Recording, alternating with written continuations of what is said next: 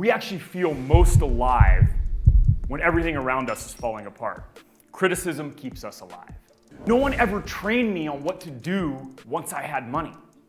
We do not rise to the level of our expectations, but we fall to the level of our training. Every time there was money in my bank account, I would deploy that money as quickly as I possibly could to keep the pressure on so I would keep performing. This was at the core of what allowed me to be successful. When we look at wealth, we usually start somewhere with money, but we usually end up on freedom. So I define wealth with 4 things. Freedom of, we work our whole lives to buy things we don't need to impress people we don't like, right? If you couldn't do what you're doing now, what would you do? And all he needed was the permission to drop out and live life on his own terms. So if you want me to be that person for you, to give you the permission to live life on your own terms, consider this your invitation. When I was 16 years old, I had a dream. And every decision I made and every action that I took over the next 20 years was singularly focused on achieving that dream. And a little over 2 decades later, my dream came true.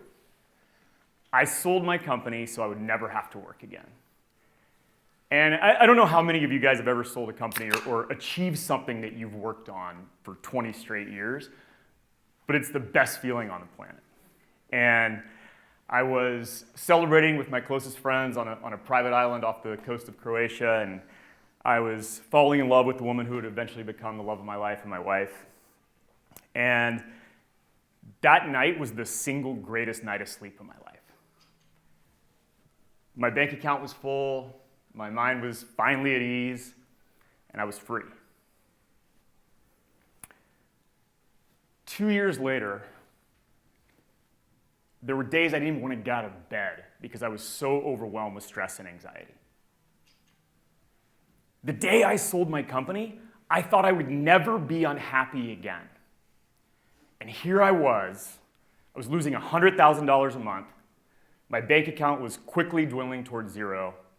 And even though I was a multimillionaire on paper, I felt completely broke and I was scared. But even worse, I was ashamed. I couldn't even look myself in the mirror because I had tasted freedom and I blew it. So what happened? Well, in a former life, I flew F-18s for the Navy. And we had a saying in the fighter squadron, criticism keeps us alive. So we would go fly a 90-minute flight. We would plan for an hour and a half. We'd go fly the mission. We'd come back, and we would debrief for like 3 to 4 hours.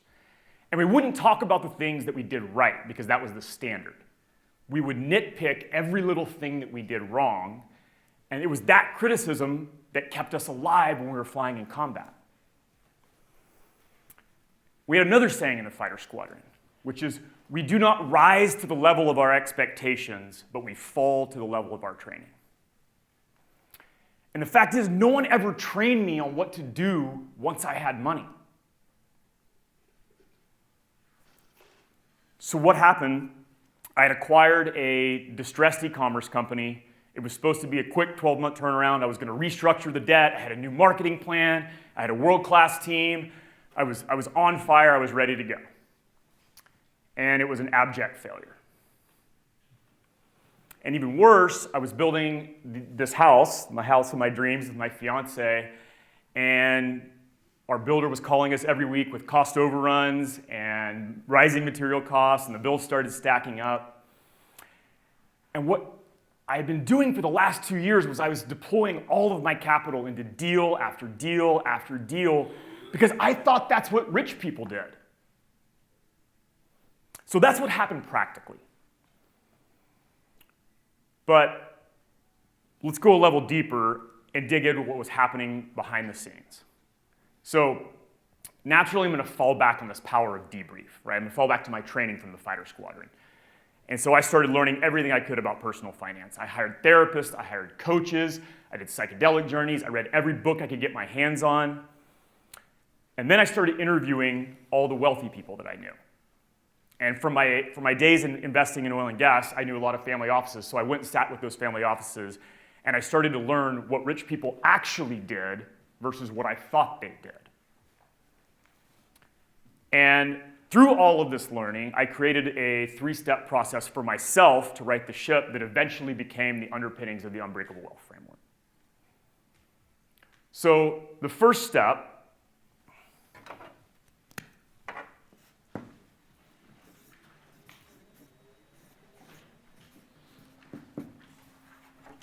is uncover.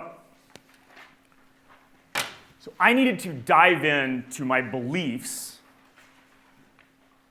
and my core drivers and understand why I was making these decisions. And when I did that, I found 2 things. The first is that I was addicted to risk. And to understand why I was addicted to risk, we kind of need to dive into some neuroscience.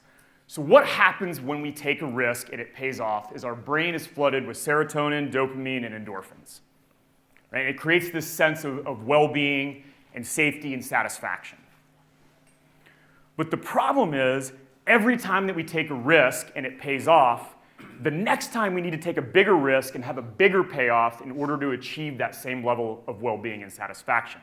Okay, this is called hedonic adaptation. And this is exactly what was happening to me. So every time I made a bet on a startup or invested in a company and I got money back, I had to write an even bigger check and have an even bigger win just to feel the same. And so I was caught in that cycle. And so when neuroscientists look at the brains of driven personality types, we have a couple of things, either the D2 or D4 gene and a high level of neuropeptide Y. And what that means in layman's terms is that basically, when we are in a stressful situation, one that will elicit a fight or flight response in normal people, we actually go into calm in the chaos. We actually feel most alive when everything around us is falling apart.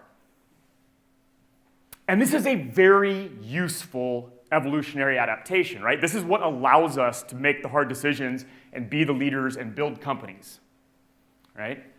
Really useful, except for when we're safe. When there is no chaos, we love to throw a wrench into things and create chaos because that's what makes us feel alive. That's what elicits our highest performance. So this is the science of self-sabotage. This is why, when things are going well, we create a new fire so that we can elicit that performance. So that's exactly what I was doing. Every time there was money in my bank account, I would deploy that money as quickly as I possibly could to keep the pressure on so I would keep performing. So that's the first thing I was doing.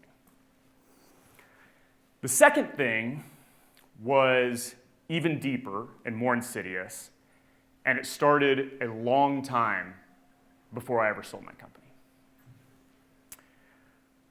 When I was growing up, I watched my parents fight every single night. I watched the 2 people that I cared about the most in the world tear each other apart night after night. And my parents only fought about one thing: money. Yeah. And so as a child, I made a vow. I made a promise to myself that I would have so much money when I grew up that I would never have to worry about money. And this is a very useful promise that I made to myself, right? This was the core driver of everything I did. This 20-year dream from when I was 16 years old till the day I sold my company. This was at the core of what allowed me to be successful.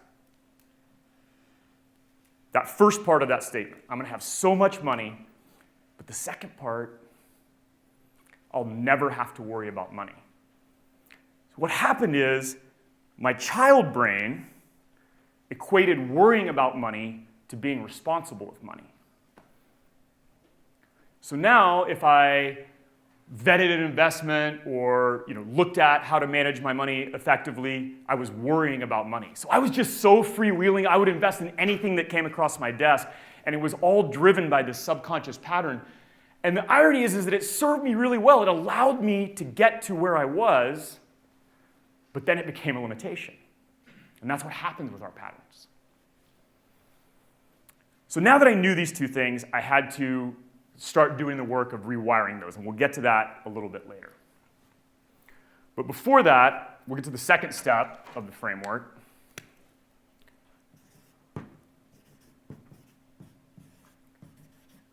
which is a line.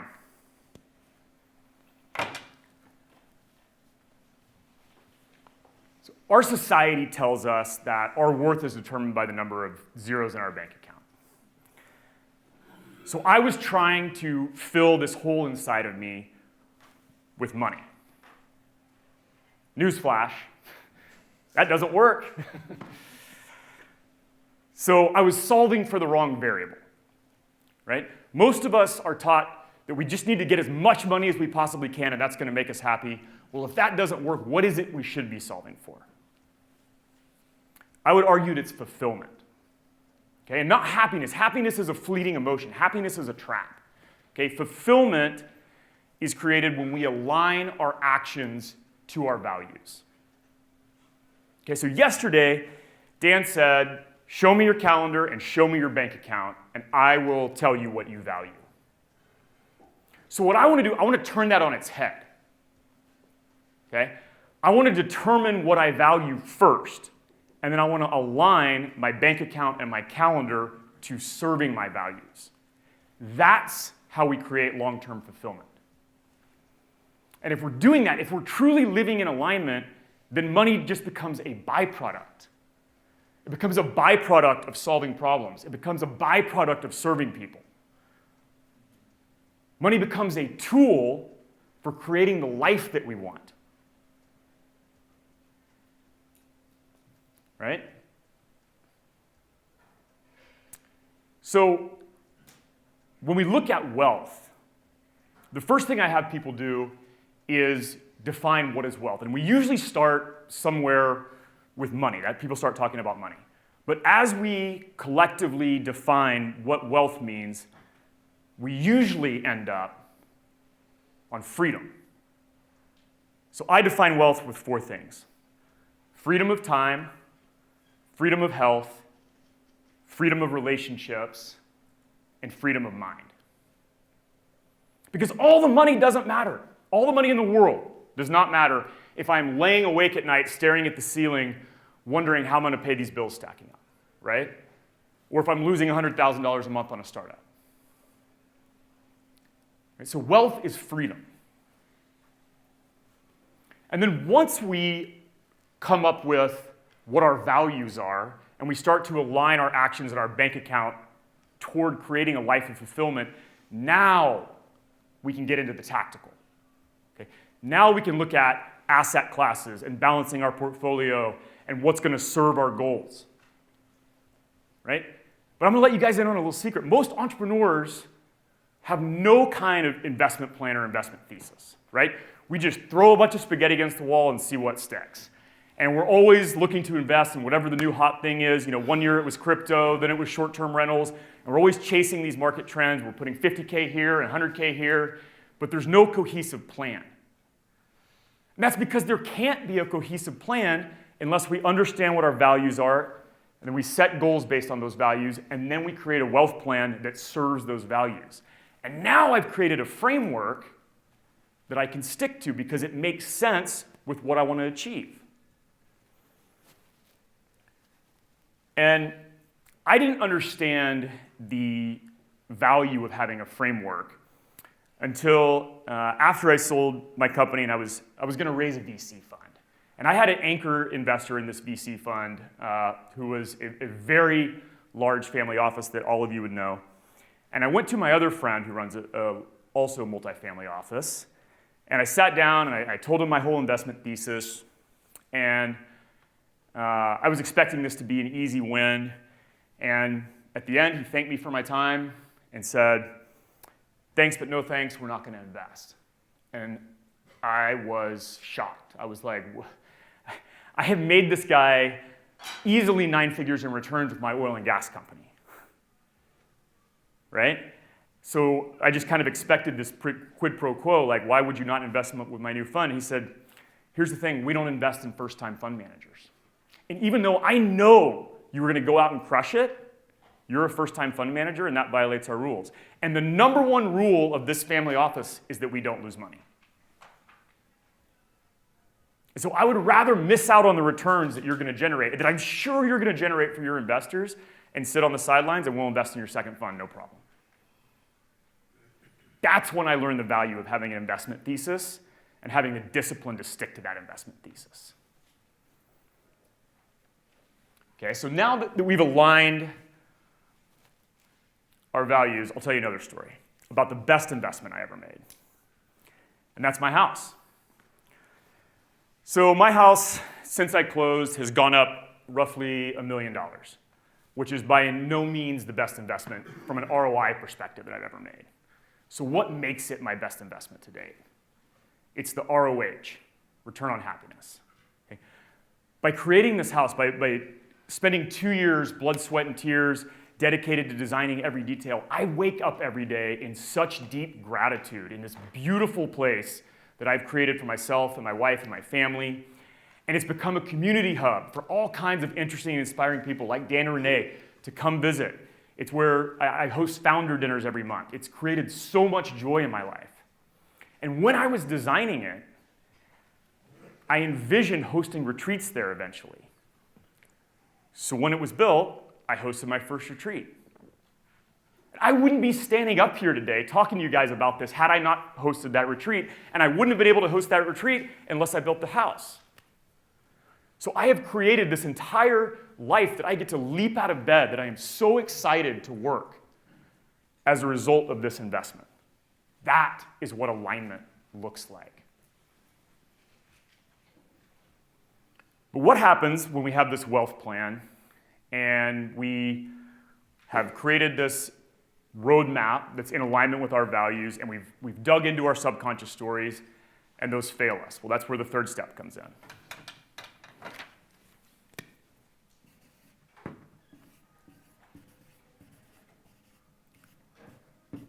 And that's connect. So once I've gone through these first two, now I need to create systems to make sure that I stay on track. We have two types of systems. We have people and we have processes. So on the process side, I want to plan. I want to know where every dollar is going to go, where it's going to be allocated, before it ever hits my bank account. Right? That keeps me from making bad decisions. And then on the people side, I need two teams. So the first team is I need to create a virtual family office.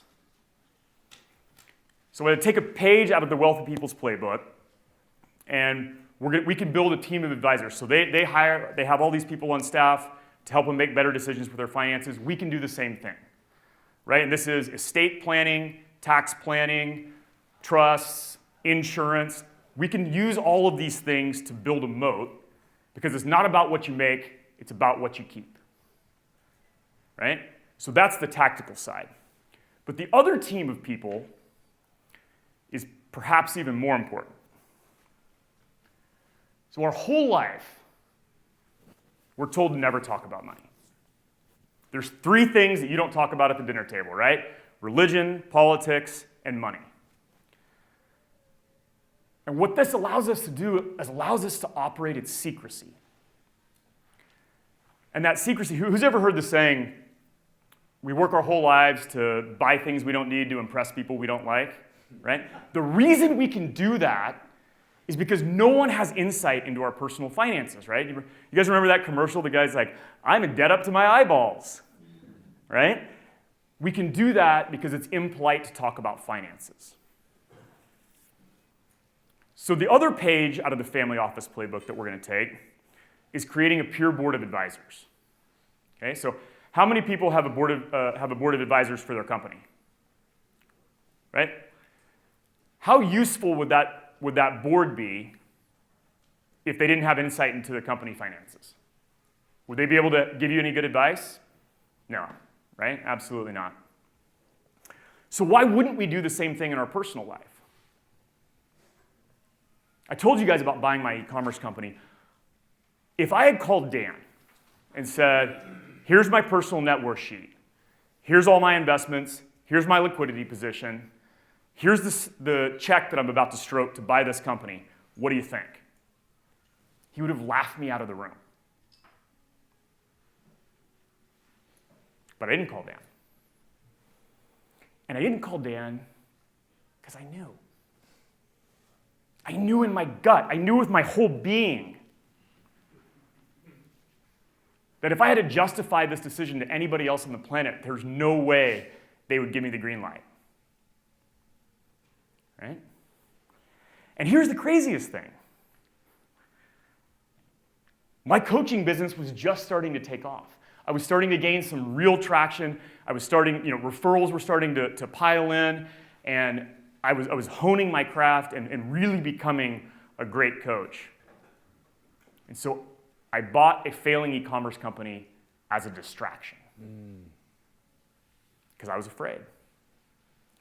I was afraid of the person I would have to become to be a world-class coach. And distraction is the greatest destroyer of wealth.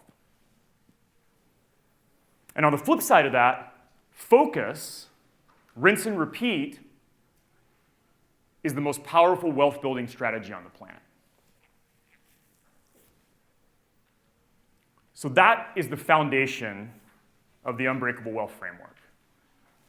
Uncover our money stories to see what's operating in the background, keeping us in self-sabotage from making good decisions. Align our wealth plan to our values. Create a framework that serves the life that we want to create.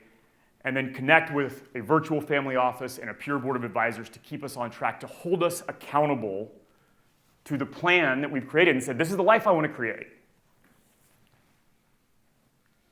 And normally, that's where I would end the keynote, but instead, Dan said, hey, look, I think these guys want to go one level deeper. And after talking to you guys, the first night at dinner, I sat down, and we were in the submarine, right? Diving deep immediately. So we're going to take it one level deeper, and I'm going to ask you guys to dive into step one here. I'm going to ask you guys to uncover some of your money stories. And this is why Dan asked you guys to put your cell phones away and stay present here, because this can get uncomfortable. And what happens when we get uncomfortable is we distract ourselves.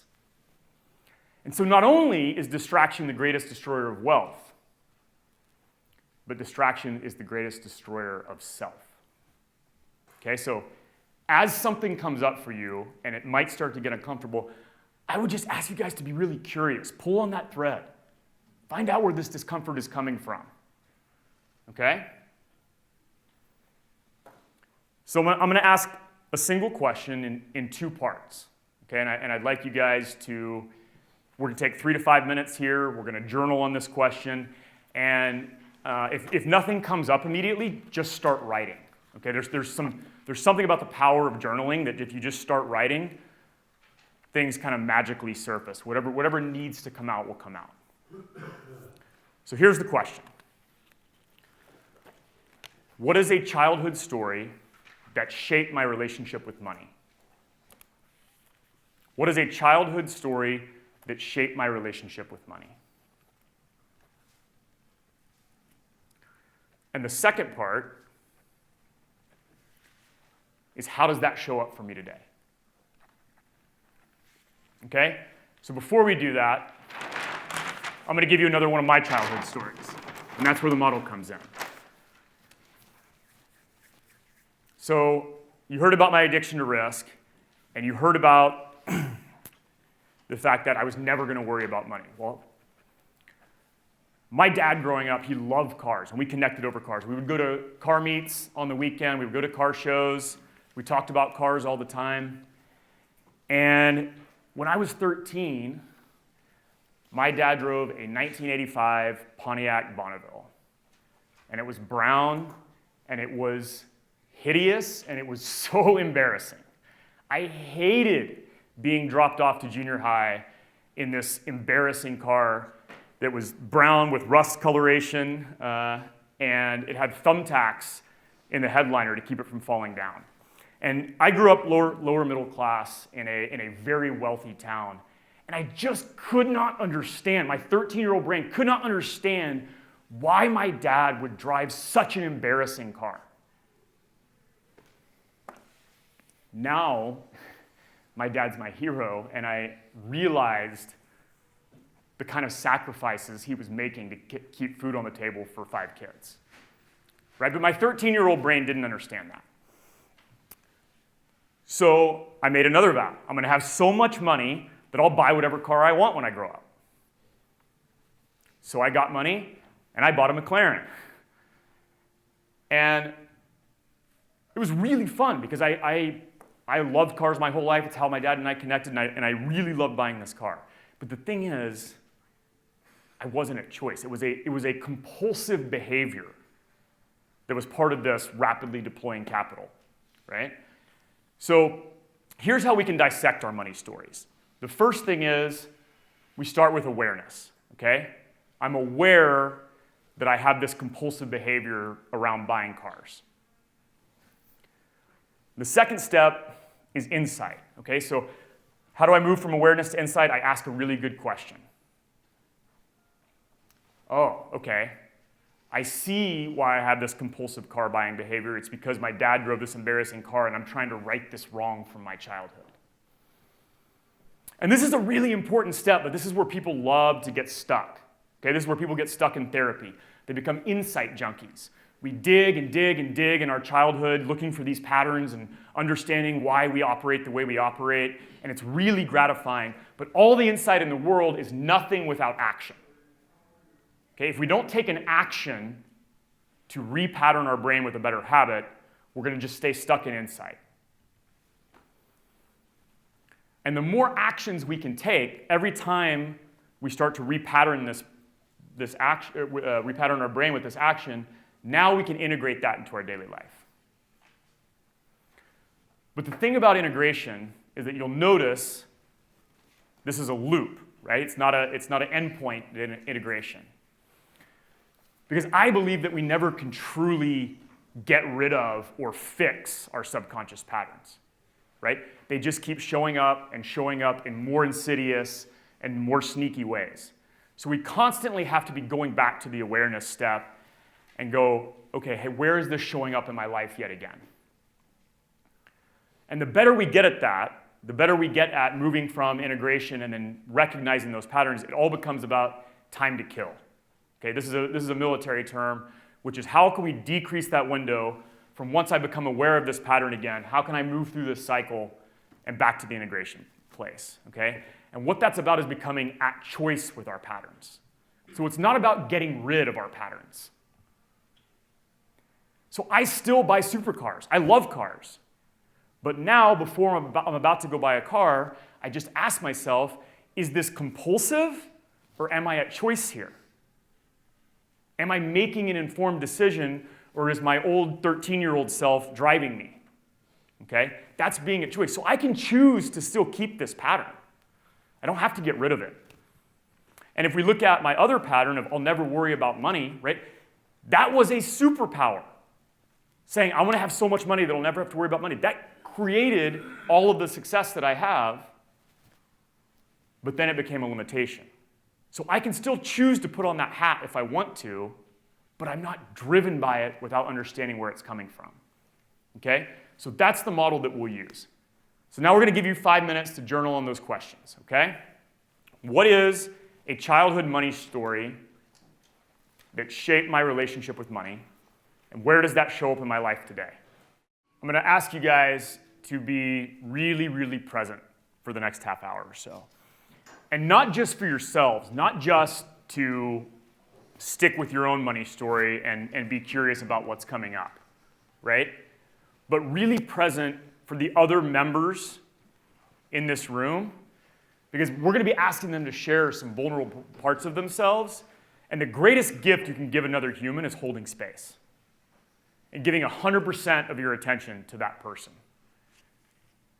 And in return, they'll give you the same thing.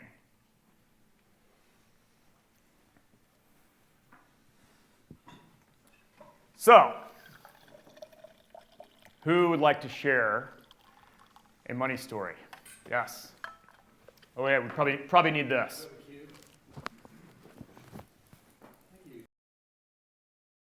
We help banks make more loans with confidence. So my awareness is there, and from my childhood, it's my my grandmother. So she went from Spain to Cuba. Called her abuela. So she was very, very cheap, like crushingly cheap. And I found out later when she died, she was wildly wealthy, but so much so she'd wear the same dress, she wouldn't buy shampoo. And for some reason, unlike my other family members who are also cheap, it just kind of sunk into my DNA. So some people in the family call me squirrel, like you squirrel away money, right? So the result of being squirrel boy would be, as it shows up in business, is hesitant to invest, short-sighted on investments, don't look for the next thing, because you're like, it's going to cost money to hire that new person, to do that new project. So that resistance, I know it, I have the awareness is certainly there. It's the overriding it. And sometimes I go the other extreme where it's like, I'll get a free cup of coffee and not spend $7 at Starbucks, but I'll go out and buy something hugely expensive and go, So I'm aware of it, and I've kind of struggle. I go squirrel mode, then I go to extravagant mode, right? So it's a weird little vibe. I know it, but I still go to the cheap. My reaction is cheap. I was like, So I find it frustrating. I don't know if that's where you want to go with that. Yeah, that's great. So a couple things. Number one is I hear you when you're like, I'm going to pass on the Starbucks, and then all of a sudden I'm going to go out and buy something extravagant. This is a blow-off valve, right? Like in a system, when we create too much pressure, that pressure has to go somewhere, and it's going to burst, right? So, congruently in your mind, you have enough money to buy Starbucks. But every time you deny yourself, it creates pressure. And we just shove that down, and then it explodes in making a bad decision, right? So when you think about or feel into your grandmother and what are the feelings that come up when you make a decision to save money or not invest? What comes up for you? It feels safe. It feels like maybe not the freedom, but not that I'm going to run out of money. So it's more of the fear. Like, I feel like I'm going to have more money down the road. More of a safety net. Yeah. It's perfect, because the ultimate human question is, am I safe? Right? So if you think about how our brains evolved, you go back to caveman days 10,000 years ago, right? We are constantly scanning for threats. We're in a clearing, we got a fire, and we're scanning the tree line to make sure a saber-toothed tiger is not going to jump out and eat us, right? So our brain evolved to constantly scan for threats. And our brains also became pattern matching machines. So I ate the red berries make me sick, I don't eat red berries, right?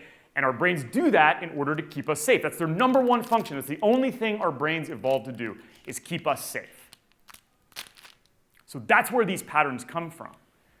So for you and your family, safety comes from not spending. Yes. So it makes sense, right, that your reward centers light up every time you don't spend, because your brain goes, yeah, this is how we stay safe. Right? So to action, here's a 3-step action that I love, specifically for these safety stories. So what we can all do, anytime we notice that this, maybe I have a potential to make an investment in the business, and I kind of know it's the right thing to do, but I feel this safety thing start to get triggered, it's 3 questions you can ask yourself. So take 3 deep breaths, and then ask yourself, number 1, is this true or is this real? Right? If I don't invest in this new endeavor, is it actually going to keep me safe? Is this true? The second thing you can ask yourself is, how old is this?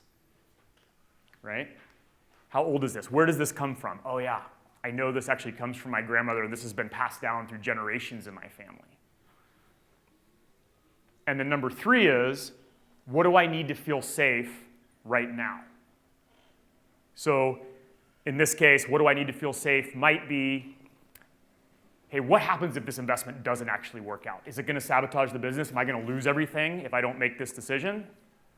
Or if I make this investment in a new marketing initiative and it doesn't work out, is that going to tank my business? Because that's what your brain's equating it to, right? If I make a bad decision, I'm going to lose everything I built. So number one, is that true? No, it's not true, right? How old is this? Oh yeah, this comes from my grandmother. What do I need to feel safe? Can either be, you can give yourself your own safety and just kind of go through a worst case scenario, fear visioning exercise, or you can actually lean on peer support. Hey Dan, if I make this investment decision, how do you see this? Right? We can bring other people in to help us create that safety and repattern. And after you do that enough times, that's how you get to integration. Can I ask you to clarify part of that? Yeah. You're saying that this is about an investment decision. Does that hold true for any spending? Like if you want to go buy a car, that's not really an investment. So Mike, repeat it back for the audio. Yeah. Oh yeah, for the audio. So does this apply to every decision? Here's what I love. So we hear a lot about abundance and scarcity when we talk about money. And there's this idea that abundance is good and scarcity is bad. And if all of you guys would just be more abundant, we'd all be rich, right? I am here to give you guys permission to use your scarcity as a superpower. Scarcity might mean, you could reframe scarcity as I am a good steward of my wealth. Because you guys, I was the most abundant guy on the planet. I was like, I'll spend money indiscriminately and it'll just come back, right? I could have used a little scarcity. So I hate this idea that abundance is good and scarcity is bad, right? It's only bad if it limits your growth, if it's keeping you from making the decisions that you know you need to make to the next level. So there are places where you can embrace your scarcity and go, hey, I am a good steward of wealth. Like, it makes me feel good to not spend at Starbucks. Right? Like, you don't need to spend $7 on coffee to be a better person. But if you want to be that 11 out of 10 that we were talking about and take your business to the next level, you've got to overcome those thought patterns and limitations, right? So that's what being at choice is about.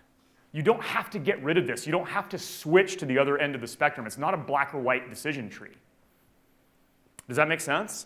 It does, because I think what I do now is I recognize it and I force it out of the way, and it's uncomfortable, then it's like easy. Like even being here, right? It's not free, but the decision is like the value is so huge, why would you not do it? But there's still that, oh, there's the cheap abuela squirrel mode in my face, and I'm like, get it out of the way, abuela. Let's evaluate it now without that cheap thing on your shoulders. Yeah, and I love what you said there about kind of the swatting or pushing, because that's our tendency, right? That's distraction. How do I just ignore this, rather than taking the harder step and going, where does this come from, and what do I need to actually feel safe, to feel good about this decision? Now I can spend the money on attending this because I know there's value and I feel good about it, rather than overriding my instincts.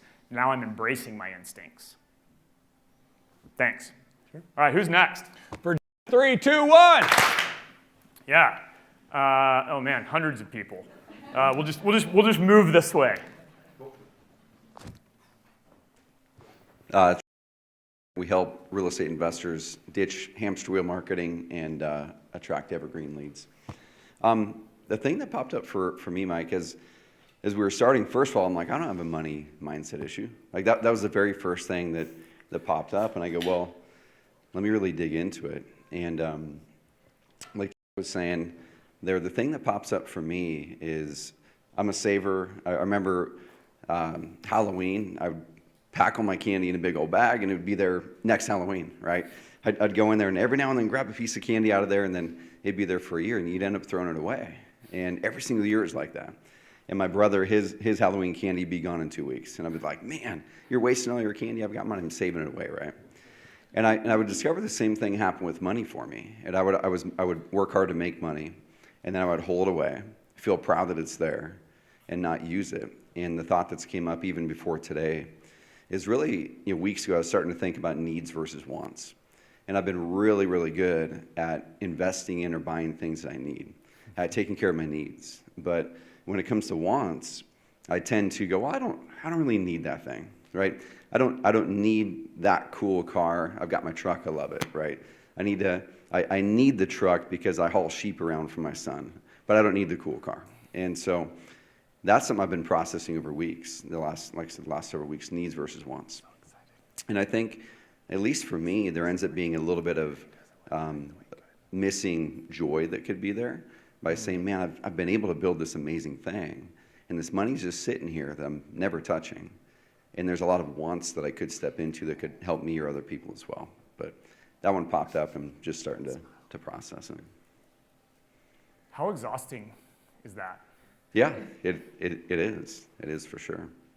Right? Yeah. Every time you see something that could make your life better, you go, Yep. And the needs versus wants is a really interesting thing. Because I would argue that every person in this room is living beyond their needs. Yep. 100%. Then I end up justifying raising my need bar and going, I actually do need that thing, right? So it's arbitrary. True. Yeah. Right? We are all above our Maslow's hierarchy of needs. Yep. Right? Do you need to build a giant company? Nope. So why are you doing it? It's a good question. Yeah. Right? And what I find when we dig into needs versus wants is a question of deserving. Right? So what would you need to do to deserve a cool car? That's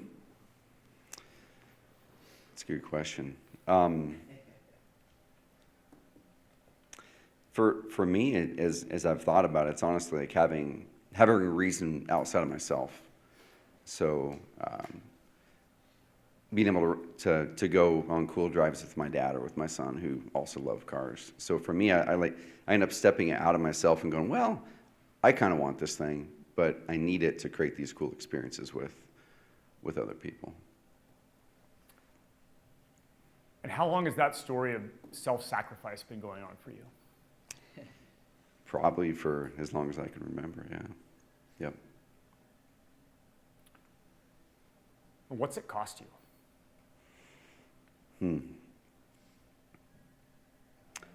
Yeah, I don't know. You touched on it earlier. Yeah, some of the joy that could be there more on the daily basis, yeah. Yep. And this is so ingrained in our culture, right? Let's look at religion, right? That like religion tells us that we need to sacrifice. That the best thing we can do, and military teaches us the same thing, right? The best thing we can do is lay down our life for a friend. So we have this so deeply woven into our culture, we won't let ourselves enjoy the things that we want because that's not okay. But if we can do it in the name of somebody else, then that's okay. That's the way we justify it, right? But what if I told you you're part of the greater good? You're not standing outside the circle of all the people you can serve. You can also be inside that circle. Yep. That's good. That's good. How would that feel? Oh, dude. Yeah. Amazing making that shift, for sure. So what's something that you would do if you included yourself in the greater good?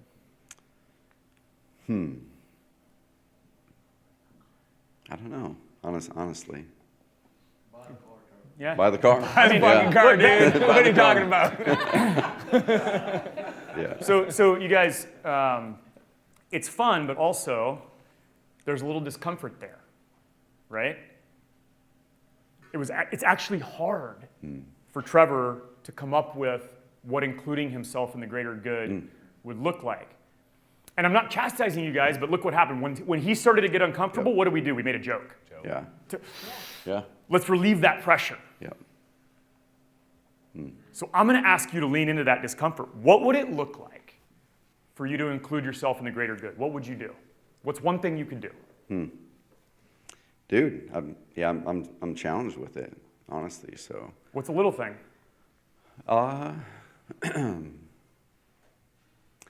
The first thing, we bought a killer property, killer house, renovating the heck out of it right now, and one of the things we're looking at right now is like, do we do the $500,000 porch deck, pool, all that kind of stuff, or we're looking at like the lower option?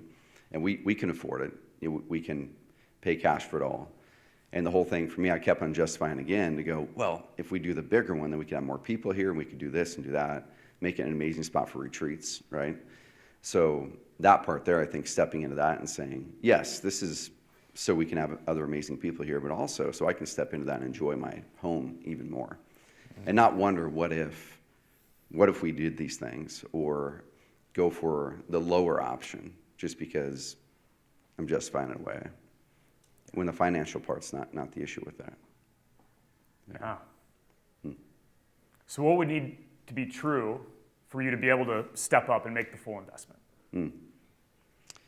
I think the first thing is just making sure that there's no part of the financial investment where it feels like it's making me not safe anymore, to conversation. So making sure that, you know, if there's any shred of anything I need to do to process that, like do that tonight and process it. I think the next thing too is honestly just visualizing myself in that space, not in the justified lower version of the space, but picture myself waking up literally looking out that window to that pool over the river, and seating myself in that dream space versus the cloudy version that I let be there because you don't think that you deserve it or going back to need it. Yeah. Guys, 3, 2, 1. Cool.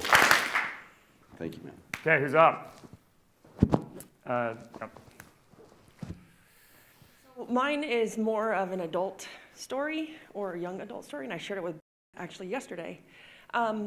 So mine comes from trust. So at 29 years old, I got locked out of my house and my kids taken away from me by my ex-husband who was an alcoholic. So I remember the day sitting on the curb when I didn't have anything but the clothes I had on because I couldn't get into my house. I couldn't even find my kids. So I have a major trust issue with money and other people, sharing it with other people, like not even having a bank account shared with my current husband. And that goes into the businesses and hoarding the money because I swore to myself I would never let that happen to me again. And so the way it bleeds over now is more with trust or even letting other people in because I just don't ever want to be that vulnerable, ever. And I have 2 houses and properties and other things, so I'm not scared to invest it, I'm scared to share it.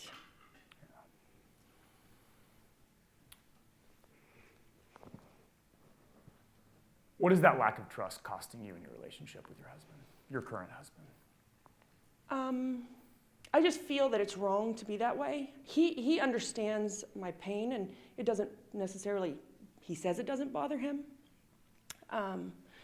But I feel that it affects my current relationship and also like the relationship with my kids and the businesses for not sharing so much.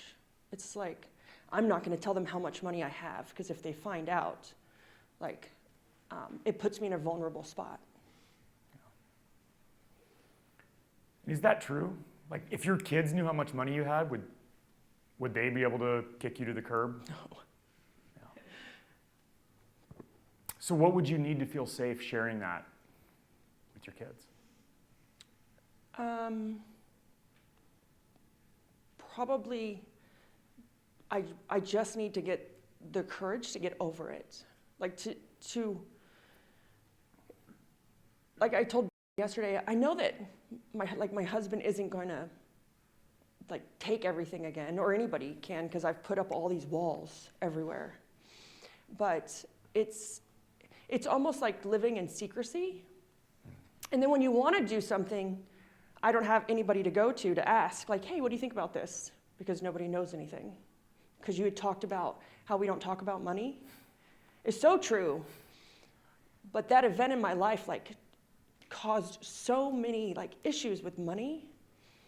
Making money is easy. Like, I don't have that problem with making money. It's sharing the money, and not sharing the money as far as buying stuff for people. It's sharing like the accounts or shared bank accounts, or I don't even have a car with my husband's name on it. because he could take the car from me. And, your husband sounds amazing, right? And very understanding. But when I think about this, I think about just the ever deepening of our relationship, right? And if we're not sharing ourselves fully with our partner, that's going to keep us at this level. And the more of ourselves we share with our partner, that relationship just grows and deepens and becomes more enriching and more safe, right? And so I'm not suggesting that you walk away from this weekend and you go, hey, everybody, here's all my secrets, right? But what are some first steps? What is an easy step that feels safe enough that you can start building that trust and letting him in? We do have a joint bank account, but I've chose to never log in or turn the debit card on, and it's only his money. So Doesn't sound shared at all. So for the first step is I could actually engage or maybe set up a meeting with him and say oh, I'm going to log into our joint bank account. Cool. Or even turn on the debit card. It probably doesn't even work. So when can you do that by? Probably Monday when I'm home. Or I'm sorry, Sunday. Okay. Does that feel like something you can tackle on Sunday, or you want to give yourself a little more time? No, I think I could tackle it on Sunday. Okay. Who can you be accountable to let them know? I'll be accountable to. Awesome. We share a very similar story. Cool. And that's an easy first step, right? You don't have to, how do we eat an elephant, right? It's one bite at a time. And now that you're aware and you have this insight, we can just start taking small actions, and this can happen over time, right? But thank you so much for sharing. Great. Yeah. All right. So you guys can see how important our money stories are and how they show up when it comes to building wealth. And at my first retreat, we had two people, right? One was making $16 million a year and he was spending $17 million. And one had sold his company for $16 million. It was all in a bank account. And he told us that his greatest fear was that he couldn't send his kids to college. And all of us live somewhere on that spectrum, right? But all of us have these subconscious patterns. And so the thing about financial education is if all we needed was information to be wealthy, there'd be a lot more rich people, right? But there's a reason that we don't follow all the good advice out there, and it's because of these subconscious patterns, okay? So that's at the core of what we do at Unbreakable Wealth. And then, once we've deep dived into these stories, now we can start taking steps to create the life that we want to create and a risk-adjusted wealth plan and building a moat with all of the tactics that are out there and that are available to us. But I'm going to leave you guys with another story. So at another recent event, we were talking about money stories, and this girl raises her hand, and she goes, yeah, but what about Kylie Jenner? And I was like, well, what about Kylie Jenner? And she goes, Kylie Jenner just burns me up. She's on the cover of all these magazines. They talk about how she's a self-made billionaire, and there is nothing self-made about Kylie Jenner. She was handed everything she has on a silver platter. She only has that money because of her name, and it just pisses me off.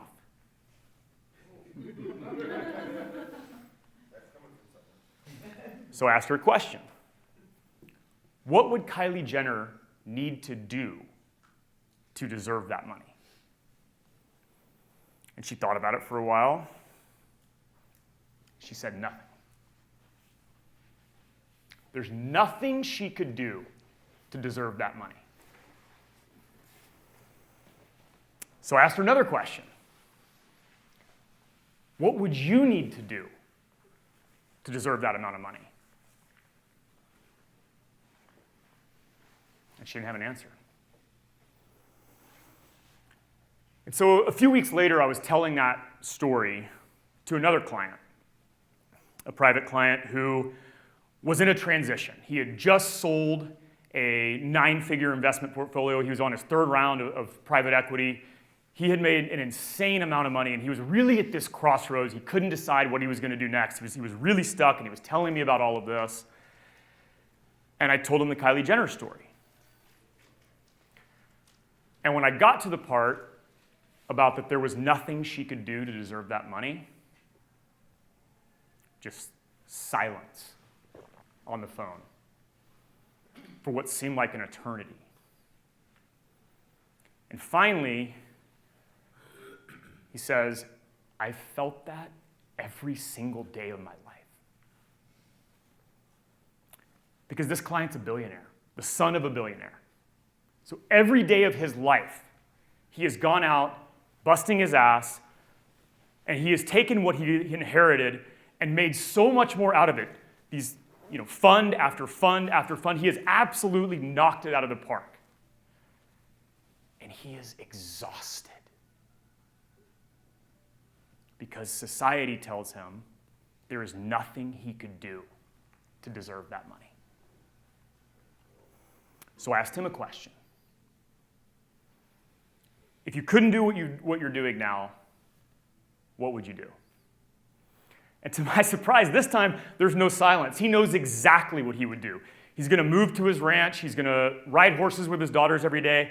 He's going to act in the local musical and sing. He's never been on stage before. He has this whole secret life planned out that he's been fantasizing about while he's working 100-hour weeks for private equity, raising funds to prove something to society that he can never prove. And all he needed was the permission to drop out and live life on his own terms. So if you want me to be that person for you, to give you the permission to live life on your own terms, consider this your invitation. We've got work to do.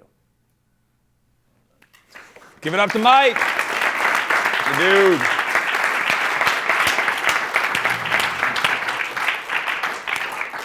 I love you, man. You guys hopefully know I drive a McLaren. If you don't, follow me on social. It's because of Mike. Fucking 8 years ago, I run into this dude, cocky fighter jet pilot. I didn't even know if I liked him at first. True story. And he's driving a McLaren, and he shows me a picture of his McLaren with a road bike on the roof. And I go, that's fucking awesome. You do triathlete, he goes to races with his McLaren and the bike on the roof. I didn't even know you could do that. And he's like, bro, what are you doing?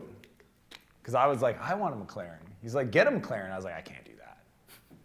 Where's Trevor? Yeah. I can't do that. Trevor's been around. You've seen that. You know what I'm talking about. Fuck yeah. It's because of Mike. Mike goes, what are you doing?